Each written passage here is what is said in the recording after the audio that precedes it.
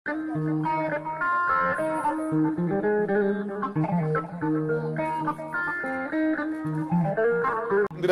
min calmini mon moni kala inde mun e yettode mun oɗon gandi Windere TV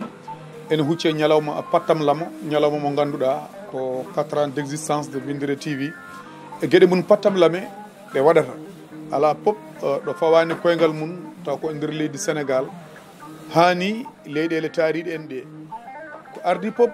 ko welama mawɗo hande dardade ɗo henna e CRA ga ko mo ganduɗa ko fittiram golle baɗowo ko memoto ko yiyoto to banggue paaɗe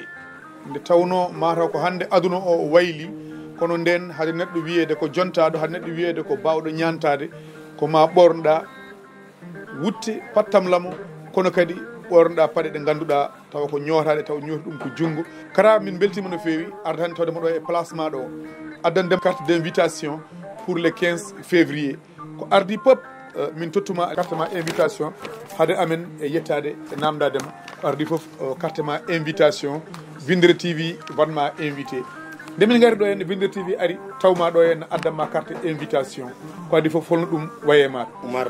Doro Koumé mi salminima kadi caggal yettude Allah e julde nelaɗo sallllahu alayhi wa sallam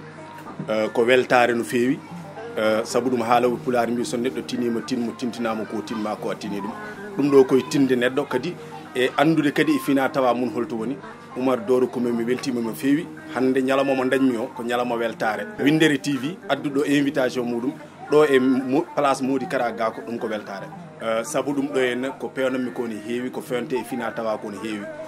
botuji ko cosaan meɗen kono wona ɗum tan woni ko Mody Kara Gako gollata Mody Kara Gako ne golla ko wayno tengade woni cosaan meɗen ene golla mukke woni cosaan meɗen woni paɗe debbo muɗum woni gorko muɗum woni pochette muɗum woni paɗe hande kala no miijorɗa amin pewnir ɗum hanki noon wonno ko liggey ancien wonno jonno min mbaɗi ɗum modernisé ha ganduɗa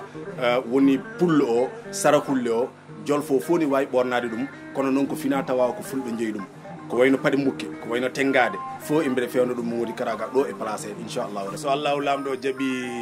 ko Mody Kara Gako jogono liggade ko eko jangguno ko foof ko ñalawma la 15 février so allahu lamɗo jaaɓi ñande mum jaltinanmi foof ko Mody Kara Gako gollatno kala ko modèle mo ganduɗa ko fulɓe cikkano nena e nder sakkagu fof mami yaltin ɗum oɗon ñalawma waɗum exposé oɗon ñalawma so allahu lamɗo jaaɓi